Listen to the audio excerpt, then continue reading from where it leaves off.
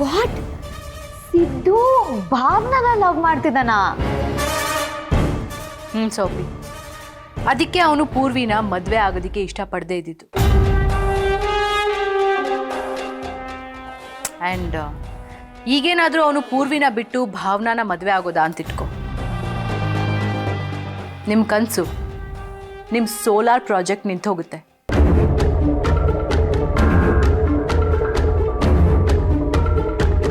And most importantly ನಮ್ಮ ಮಾವನ ಜೊತೆ ಇರೋ ನಿಮ್ಮ ಸಂಬಂಧನೂ ಮುರಿದು ಹೋಗುತ್ತೆ.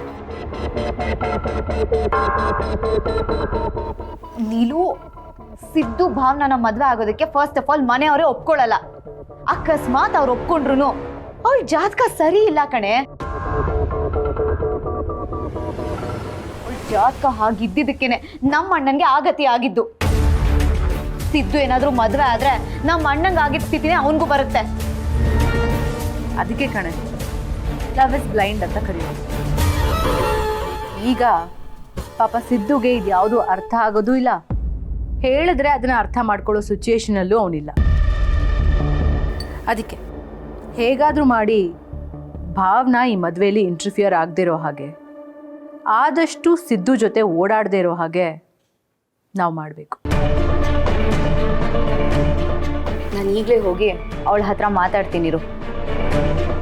ಬೇಡ ಸೋ, ಆತರ ಪಡೋದ್ರಿಂದ ಕೆಲಸ ಕೆಟ್ಟೋಗುತ್ತೆ. ಭಾವನಾ ಹತ್ರ ಯಾವಾಗ ಏನು ಮಾತಾಡಬೇಕು ಪ್ರತಿಯೊಂದನ್ನು ನಾನೇ ನಿಮಗೆ ಡೀಟೇಲ್ ಆಗಿ ಎಕ್ಸ್ಪ್ಲೇನ್ ಮಾಡ್ತೀನಿ. ಅಲ್ಲಿವರೆಗೂ ನಾನು ಹೇಳಿದಾಗೆ ಭಾವನಾ ಆದಷ್ಟು ಸಿದ್ದು ಜೊತೆ ಸೇರಬಾರ್ದು. ಯಾವುದೇ ಕಾರಣಕ್ಕೂ ಅವಳು ಈ ಮದುವೆನಲ್ಲಿ ಇಂಟರ್ಫಿಯರ್ ಆಗಬಾರ್ದು. ಅವಳನ್ನು ಸ್ವಲ್ಪನೇ ಸಿದ್ದುವಿಂದ ದೂರ ಮಾಡಿ ಸಿದ್ದು ಫೈನಲಿ ಪೂರ್ವಿನ ಮದುವೆ ಆಗೋ ಹಾಗೆ ಮಾಡಬೇಕು. ಅಷ್ಟೇ ನಮ್ಮ ಟಾಸ್ಕ್. ಸರಿ ನೀನು ಹೇಗೆ ಹೇಳ್ತೀಯೋ ಹಾಗೆ ಮಾಡ್ತೀನಿ. ಮಾಡಲೇಬೇಕು ಸೋಫಿ, ಯಾಕೆ ಅಂದರೆ ನಿನಗೆ ಬೇರೆ ದಾರಿನೇ ಇಲ್ಲ.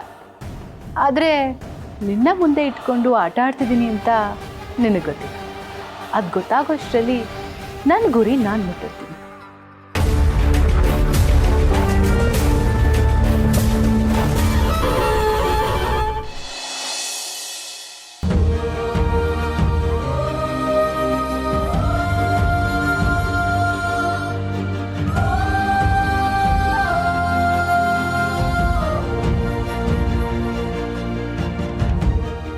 ವೆಂಕಿ, ಯಾಕೊಂಥರ ಇದೆಯಾ? ಏನಾಯ್ತು?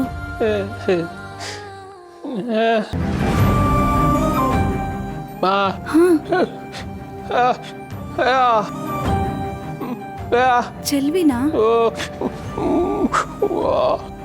ಚೆಲ್ವಿಗೆ ಪ್ರಾಬ್ಲಮ್ಮಾ? ಏನಾಯ್ತು ಚೆಲ್ವಿಗೆ?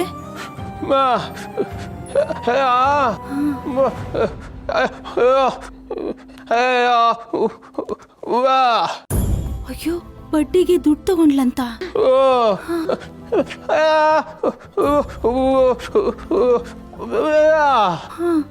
ವಾಪಸ್ಸು ಕೊಟ್ಟಿದ್ಲಂತ.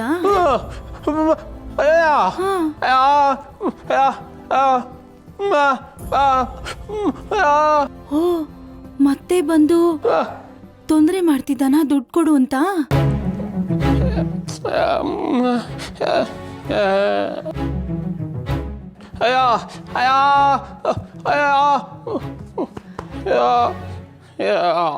ನಿನ್ ಹತ್ರ ದುಡ್ಡು ಇಲ್ಲ, ಧೈರ್ಯನೂ ಇಲ್ಲ ಅಂತಿದ್ಯಾ? ಯಾಕೆ ವೆಂಕಿ ಹಾಗೆ ಹೇಳ್ತಿದ್ಯಾ? ನೀನ್ ತುಂಬಾ ಧೈರ್ಯವಂತ ಕಣೋ. ಇವತ್ತು ಎಷ್ಟೋ ಜನ ಎಲ್ಲ ಇದ್ದು ಏನು ಇಲ್ದೇ ಇರೋ ತರ ಬದುಕ್ತಿದ್ದಾರೆ. ಆದ್ರೆ ನಿನಗೆ ಕಿವಿ ಕೇಳಿಸ್ದೇ ಇರ್ಬೋದು, ಮಾತು ಬರ್ದೇ ಇರ್ಬೋದು. ಎಲ್ರ ತರ ಬದುಕ್ಬೇಕು ಅಂತ ಅನ್ಕೋತಿದ್ಯಲ್ಲ, ಅದೇ ನಿನ್ನಲ್ಲಿರೋ ಶಕ್ತಿ. ದೇಹಕ್ಕೆ ಊನ ಆದ್ರೆ ಬದುಕಬಹುದು, ಆದ್ರೆ ಮನ್ಸಿಗೆ ಊನ ಆದ್ರೆ ಬದುಕೋಕ್ಕಾಗಲ್ಲ. ನೀನು ಅದನ್ನೆಲ್ಲ ಮೀರಿ ನಿಂತಿರೋನು. ಈ ನಿನ್ ಗುಣಕ್ಕೆ ಆ ದೇವರು ಕೂಡ ತಲೆಬಾಗ್ಬೇಕು.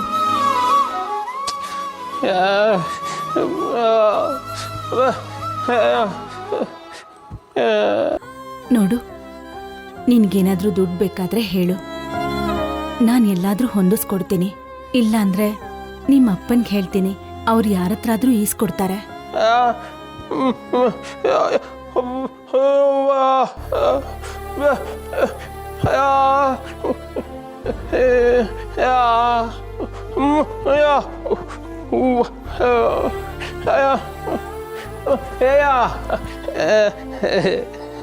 ಹಾಗಂತ ಯೋಚನೆ ಮಾಡ್ಕೊಂಡು ನೀನ್ ಹೀಗಿರ್ಬೇಡ.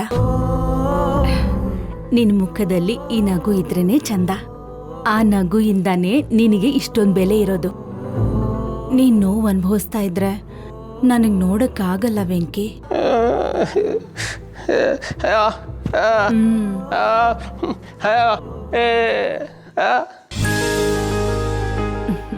ಸರಿ ಬಾ. ಹರೀಶ ಇವತ್ತು ಕೈತೂತು ಊಟ ಇದೆ ಅಂತ ಕರೆದಿದ್ದಾನೆ, ಅದೇನು ಅಂತ ತಿಳ್ಕೊಳ್ಳೋಣ ಬಾ.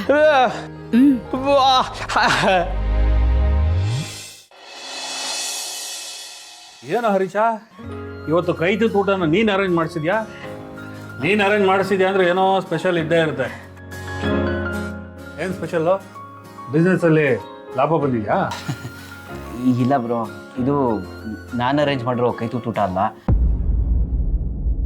ಸಿಂಚನ ಅರೇಂಜ್ ಮಾಡಿರೋದು.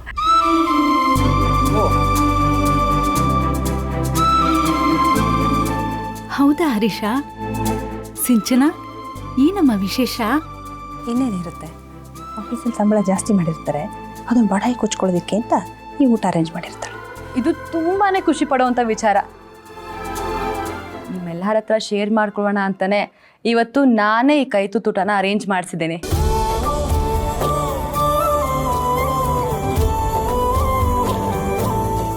ಬರೀ ಪೀಠಿಗೆ ಹಾಕೋದ್ರಲ್ಲೇ ಇದೆಯಲ್ಲ, ಅದೇನು ವಿಷಯ ಅಂತ ಹೇಳ್ಬಿಡು. ಸಿದ್ದುಗೆ ಮದುವೆ ಫಿಕ್ಸ್ ಆಗಿರೋ ವಿಚಾರ ನಿಮ್ಮೆಲ್ಲರಿಗೂ ಗೊತ್ತಿದೆ, ಆದರೆ ಅದು ಅಫಿಷಿಯಲ್ ಆಗಿ ಎಲ್ಲೂ ಅನೌನ್ಸ್ ಆಗಿರಲಿಲ್ಲ. ಆದರೆ ಈಗ ಮದುವೆ ಡೇಟು ಫಿಕ್ಸ್ ಆಗೋಗಿದೆ.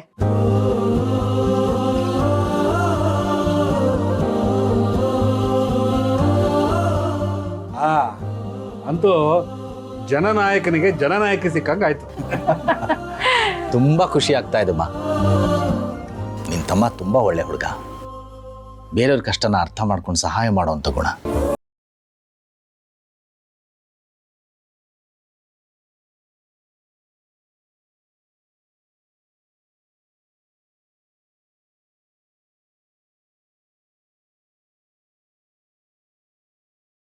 ಸಂಬಂಧಿಕ ಅನ್ನೋದಕ್ಕಿಂತ ಹೆಚ್ಚಾಗಿ ನನ್ ಒಳ್ಳೆ ಫ್ರೆಂಡು. ಅವನ್ ಚೆನ್ನಾಗಿರ್ಬೇಕು.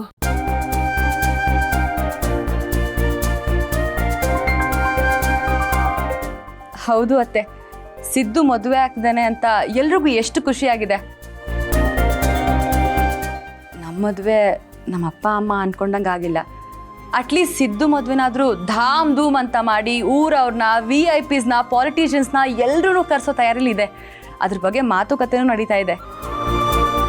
ನಾನಂತೂ ಸಿಕ್ಕಾಪಟ್ಟೆ ಎಕ್ಸೈಟೆಡ್ ಆಗಿದ್ದೀನಿ. ಯಾವಾಗ ಸಿದ್ದು ಮದುವೆ ಬರುತ್ತೋ, ನಾನು ಯಾವಾಗ ಓಡಾಡ್ತೀನೋ ಅಂತ ನೋಡಕ್ಕೆ ಕಾಯ್ತಾ ಇದ್ದೀನಿ.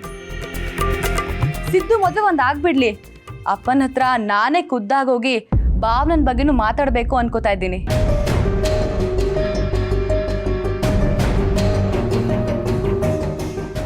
ಭಾವನಾ ಬಗ್ಗೆನಾ? ಏನ್ ಮಾತಾಡ್ತೀಯಮ್ಮ? ನನ್ನ ತಮ್ಮ ಸಿದ್ದುಗೆ ಹೇಗೆ ಒಳ್ಳೆ ಸಂಬಂಧ ನೋಡಿ ಮದುವೆ ಮಾಡ್ತಾ ಇದಾರೋ, ನಮ್ಮ ಭಾವನನ್ಗೂ ಹಾಗೆ ಒಳ್ಳೆ ಸಂಬಂಧ ನೋಡಿ ಅಂತ ಮಾತಾಡ್ತೀನಿ.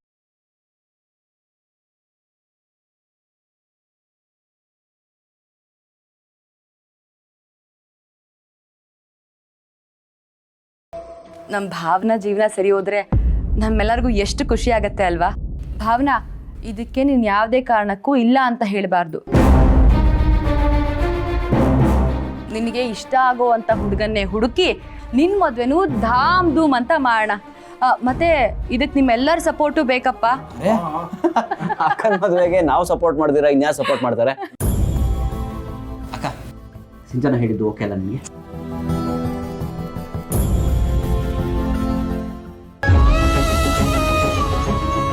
ಅಕ್ಕ, ಅವನಾ ಇವಳನ್ನ ಅರ್ಥ ಮಾಡ್ಕೊಳ್ಳೋದೇ ಕಷ್ಟ. ಎಲ್ಲರೂ ಖುಷಿಯಿಂದ ಇವಳು ಮದುವೆ ವಿಷಯ ಮಾತಾಡ್ತಿದ್ರೆ ಇವಳು ಮಾತ್ರ ತನಗೇನು ಸಂಬಂಧ ಇಲ್ಲ ಅನ್ನೋ ಥರ ಎದ್ದೋಗ್ತಾಳೆ.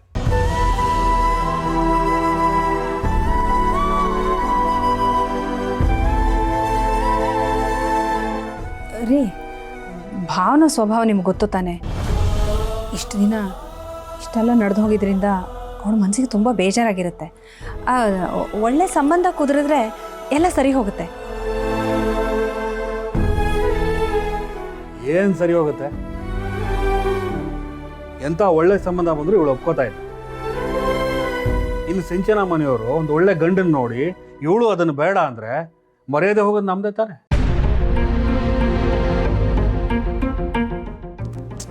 ಸಂತು, ಈಗ ಈ ಮಾತೆಲ್ಲ ಬೇಕಾ?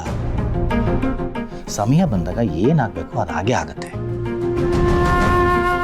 ಎಲ್ಲರೂ ಸಿದ್ದೇಗೌಡ್ರದ್ದು ಮದುವೆ ಫಿಕ್ಸ್ ಆಗಿದೆ, ಆ ಖುಷಿಲಿದ್ದೀವಿ, ಅದ್ರ ಬಗ್ಗೆ ಮಾತಾಡೋಣ. ಸರಿಯಾಗಿ ಹೇಳಿದ್ರಿ ಮಾವ.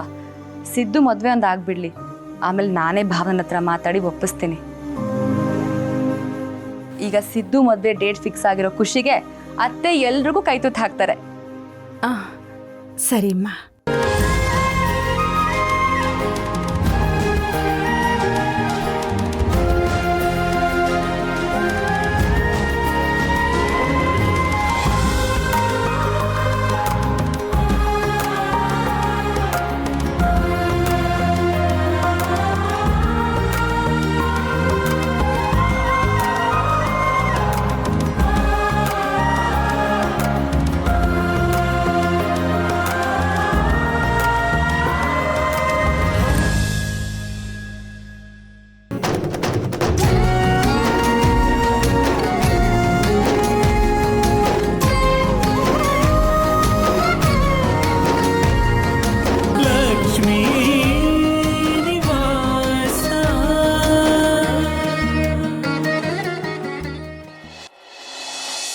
ನೋಡ್ದನಾಗ್ರತ್ನ, ನಮ್ಮ ಮಗಳ ಮದುವೆ ಎಲೆಕ್ಷನ್ಗೂ ಮುಂಚೆನೆ ಮುಗಿದೋಗ್ಬಿಡುತ್ತೆ. ಮದುವೆ ಡೇಟು ಫಿಕ್ಸ್ ಆಗೋಯ್ತಲ್ಲ. ಹೌದು ರೀ, ದೇವ್ರ ದೊಡ್ಡವನು ನನ್ನ ಪ್ರಾರ್ಥನೆಗೆ ಫಲ ಕೊಟ್ಟ. ಎಲೆಕ್ಷನ್ ಶುರುವಾದರೆ ಕ್ಯಾನ್ವರ್ಸು ಅದು ಇದು ಅಂತ ನೀವು ಬ್ಯುಸಿ ಆಗಿಬಿಡ್ತೀರಿ. ಮದುವೆ ಕಡೆ ನಿಮಗೆ ಸರಿಯಾಗಿ ಗಮನ ಕೊಡೋಕ್ಕಾಗಲ್ಲ ಅಂತ ಯೋಚನೆ ಮಾಡ್ತಿದ್ದೆ. ಆದರೆ ಈಗ ಎಲೆಕ್ಷನ್ಗಿಂತ ಮುಂಚೆನೆ ಮದುವೆ ಆಗ್ತಿರೋದ್ರಿಂದ ಯಾವ ಯೋಚನೆನೂ ಇಲ್ಲ, ಚೆನ್ನಾಗೇ ಮದುವೆ ನಡೆಯುತ್ತೆ. ಮೊದಲು ವಿಷಯನ ಅವಳಿಗೆ ತಿಳಿಸು, ಅವಳು ಖುಷಿ ಪಡಲಿ. ಸಿದ್ದುನ ಮದುವೆ ಮಾಡ್ಕೊಳ್ಳೋದಕ್ಕೆ ತುದಿಗಾಲಲ್ಲಿ ನಿಂತವಳಮ್ಮ. ವಿಷಯ ಅವಳಿಗೆ ಗೊತ್ತಿಲ್ಲದೆ ಇರುತ್ತಾ? ಸಿದ್ದು ಹೇಳ್ದೆ ಇರ್ತಾನ? ಯಾವುದಕ್ಕೂ ಒಂದ್ಸಲಿ ತಿಳಿಸು. ನೋಡು, ಮದುವೆ ಆಗ್ತಾ ಇದೀವಿ ಅನ್ನೋ ಖುಷಿಲಿ ಮದುವೆ ಮಾಡ್ಕೊಳ್ಳೋ ಡೇಟೇ ಮರ್ತೋಗ್ಬಿಟ್ರೆ ಏನ್ ಮಾಡ್ತೀಯಾ? ಸರಿ, ಈಗಲೇ ತಿಳಿಸ್ತೀನಿ. ಪೂರ್ವಿ, ಪೂರ್ವಿ, ಪೂರ್ವಿ ಬಾಯ್ಲಿ.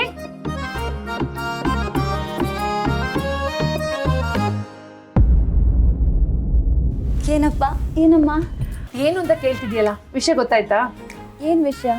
ಎಲ್ಲ ಗೊತ್ತಿದ್ದು ಏನು ಗೊತ್ತೇ ಇಲ್ಲ ಅನ್ನೋ ತರ ನಾಟಕ ಮಾಡ್ತಿದ್ಯಲ್ಲ. ಸೆಪ್ಟೆಂಬರ್ ಅಲ್ಲ ನಿನ್ ಮದ್ವೆ.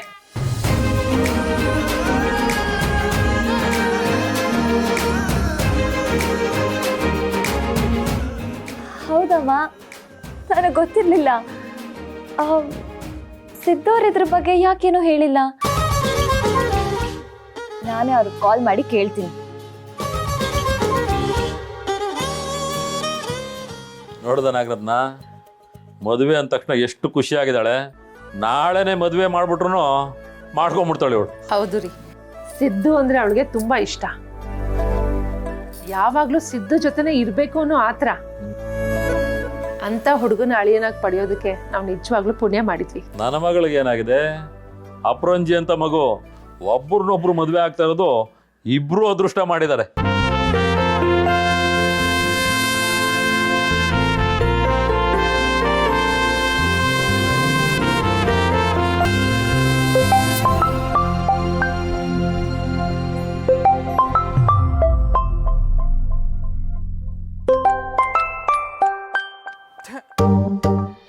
ಏನ್ ಮಾಡ್ಬೇಕು ಅಂತ ಗೊತ್ತಾಗ್ತದೆ, ಟೆನ್ಷನ್ ಅಲ್ಲಿದ್ದೀನಿ. ಅದ್ರ ಜೊತೆಗೆ ಇವ್ರು ಬೇರೆ ಫೋನ್ ರಿಸೀವ್ ಮಾಡಿಲ್ಲ ಅಂದ್ರೆ ಮತ್ತೆ ಮತ್ತೆ ಮಾಡ್ತಾ ಇರ್ತಾರೆ. ಹೇಳಿ ಮೇಡಮ್ ಅವರೇ.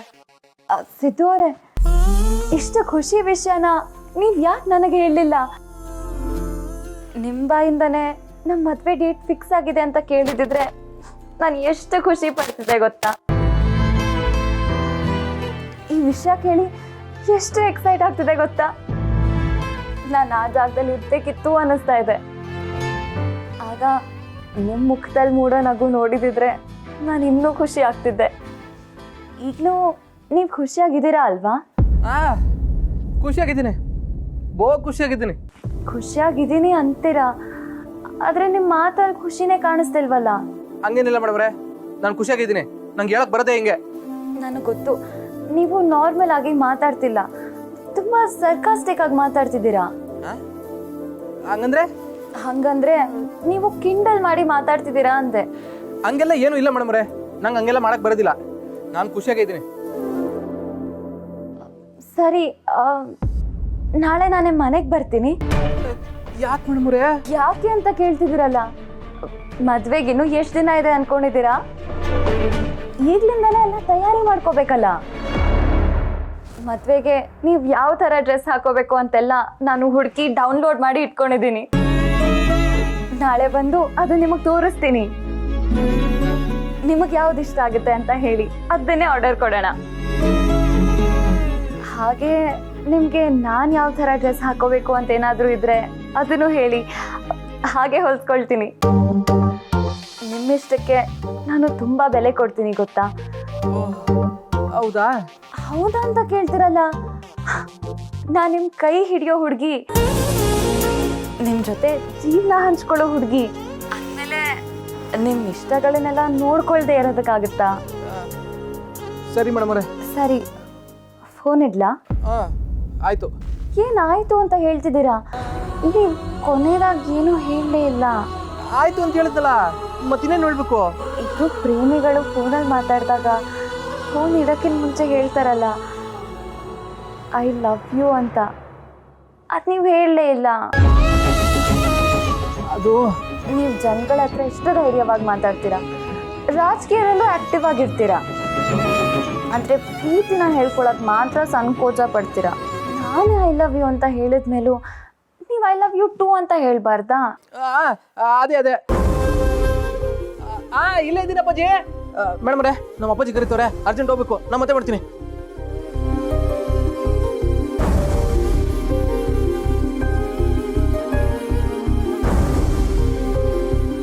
ಇವ್ರು ಯಾಕೋ ನನ್ನ ಮೇಲೆ ಬೇಜಾನ್ ಕನಸುಗಳನ್ನ ಕಟ್ಕೋತಾವ್ರೆ ಅನ್ಸುತ್ತೆ.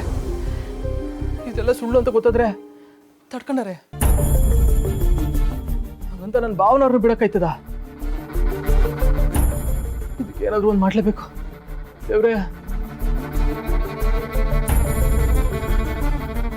ಇವ್ರು ಯಾವಾಗಲೂ ಹೀಗೆ ಐ ಲವ್ ಯು ಹೇಳೋಕ್ಕಿಂತ ಮುಂಚೆ ಹೀಗೆ ಮಾಡ್ತಾರೆ. ಆದರೂ ನಿಮ್ಮ ಹತ್ರ ನಾನು ಐ ಲವ್ ಯು ಹೇಳಿಸ್ತೀನಿ ಗೌಡ್ರೆ.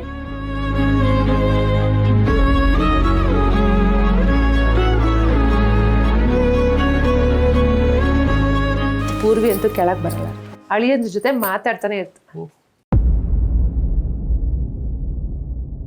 ಏನ್ ಮಗಳೇ ಇಷ್ಟು ಬೇಗ ಬಂದ್ಬಿಟ್ಟೆ? ನೀನು ಹೋಗಿದ್ ಖುಷಿಲೇ ಇವತ್ತೆಲ್ಲ ನಿಮ್ಮ ಮಾತುಕತೆ ಮುಗಿಯಲ್ಲ ಅನ್ಕೊಂಡ್ಬಿಟ್ಟಿದ್ವಿ.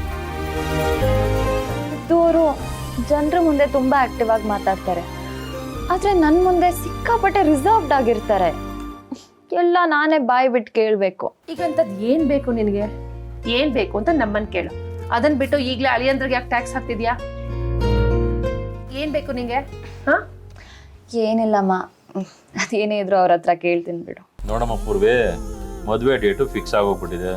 ಇನ್ನೇನಿದ್ರು ಮದುವೆಗೆ ಪ್ರಿಪ್ರೇಷನ್ ಮಾಡ್ಕೋಬೇಕಷ್ಟೇ. ನೋಡು, ನಿನ್ಗೇನೇನು ಬೇಕು ಅಂತ ಎಲ್ಲ ಒಂದು ಲಿಸ್ಟ್ ಮಾಡಿಕೊಟ್ಬಿಡು, ನಾನೆಲ್ಲ ತರಿಸ್ಕೊಡ್ತೀನಮ್ಮ. ಏನೂ ಬೇಡಪ್ಪ, ನನಗೇನೇ ಬೇಕಿದ್ರು ಸಿದ್ದವ್ರ ಜೊತೆ ಹೋಗಿ ತಗೋತೀನಿ.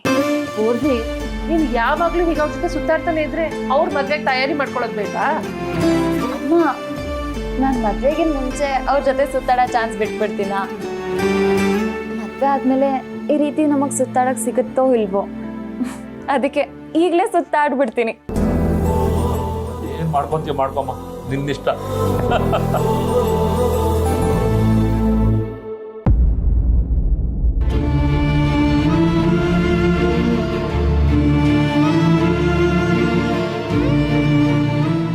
ಭಾವನಾ, ಸಂತುಗೆ ವಿಷಯ ಗೊತ್ತಿಲ್ಲ, ಅವನೇನೋ ಮಾತಾಡ್ತಾನೆ. ಅದಕ್ಕೆಲ್ಲ ನೀನು ತಲೆ ಕೆಡ್ಸ್ಕೋಬೇಡಮ್ಮ. ಅಮ್ಮ, ನಾನು ಹೇಗಮ್ಮ ತಲೆ ಕೆಡಿಸ್ಕೊಳ್ದೆ ಇರಲಿ? ದಿನ ಕೆಂಡದ ಮೇಲೆ ನಡೆಯೋ ಥರ ಆಗಿದೆ. ನನಗಿವಾಗ ಏನು ಅನ್ನಿಸ್ತಿದೆ ಗೊತ್ತಮ್ಮ? ಎಲ್ರ ಮುಂದೆ ಹೋಗಿ ನನಗೆ ಹೀಗೆ ಯಾರೋ ಕದ್ದು ತಾಳಿ ಕಟ್ಬಿಟ್ಟಿದ್ದಾನೆ, ನನ್ನ ನೆಮ್ಮದಿ ಎಲ್ಲ ಹಾಳು ಮಾಡಿಬಿಟ್ಟಿದ್ದಾನೆ ಅಂತ ಜೋರಾಗಿ ಹೇಳ್ಕೊಂಬಿಡೋಣ ಅನಿಸ್ತಿದೆ. ಛೇ, ಅವನೇನೋ ತಾಳಿ ಕಟ್ಟೋಟೋದ, ಆದರೆ ನೋವು ಅನುಭವಿಸ್ತಿರೋದು ಯಾರಮ್ಮ? ನಾವು. ದಿನ ರಾತ್ರಿ ನಿದ್ದೆ ಬರದೆ ಹೇಗೆ ಒದ್ದಾಡ್ತಿದ್ದೀನಿ ಅಂತ ನನಗೆ ಮಾತ್ರ ಗೊತ್ತಮ್ಮ. ಈ ಪರಿಸ್ಥಿತಿ ಯಾವ ಹೆಣ್ಣಿಗೂ ಬರಬಾರ್ದಮ್ಮ. ಭಾವನಾ, ಬೇಡಮ್ಮ. ಅವನೇನೋ ತಾಳಿ ಕಟ್ಟಿ ಆರಾಮಾಗಿ ಓಡಾಡ್ತಿದ್ದಾನೆ. ಅದು ಸಾಲದು ಅಂತ ನನ್ನನ್ನು ನೋಡಬೇಕು ಅಂತ ಅನ್ನಿಸ್ತಿದೆ ಅಂತ ಲೆಟರ್ ಬೇರೆ ಬರೆದು ಕಳಿಸಿದ್ದಾನೆ. ಭೀಮ್ ಅಮಾವಾಸ್ಯೆಗೆ ಸೀರೆ ಇಡ್ತಾನೆ. ಇದ್ರ ಮಧ್ಯೆ ಎಲ್ಲರೂ ಮದುವೆ ಆಗು ಆಗು ಅಂತಿದ್ರೆ ನನ್ನ ತಲೆ ಹೇಗಮ್ಮ ಕೆಡಿಸ್ಕೊಳ್ದೇ ಇರಲಿ?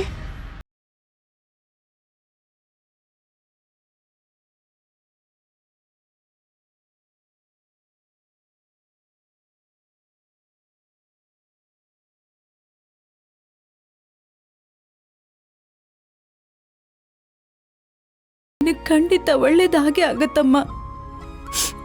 ಆ ದೇವರು ನಿನ್ನ ಕೈ ಬಿಡೋದಿಲ್ಲ. ಎಲ್ರ ಜೀವನದಲ್ಲೂ ಸಮಸ್ಯೆ ಬಂದೇ ಬರುತ್ತೆ, ಆದ್ರೆ ಅದಕ್ಕೊಂದು ಪರಿಹಾರ ಅಂತಾನೂ ಇರುತ್ತೆ. ಅವನು ಇವತ್ತಲ್ಲ ನಾಳೆ ಸಿಕ್ಕೇ ಸಿಗ್ತಾನೆ. ಸಿದ್ದು ಖಂಡಿತ ಅವನನ್ನ ಹುಡುಕ್ತಾನಮ್ಮ. ನೀನಲ್ಲಿವರೆಗೂ ಸಮಾಧಾನವಾಗಿರಮ್ಮ.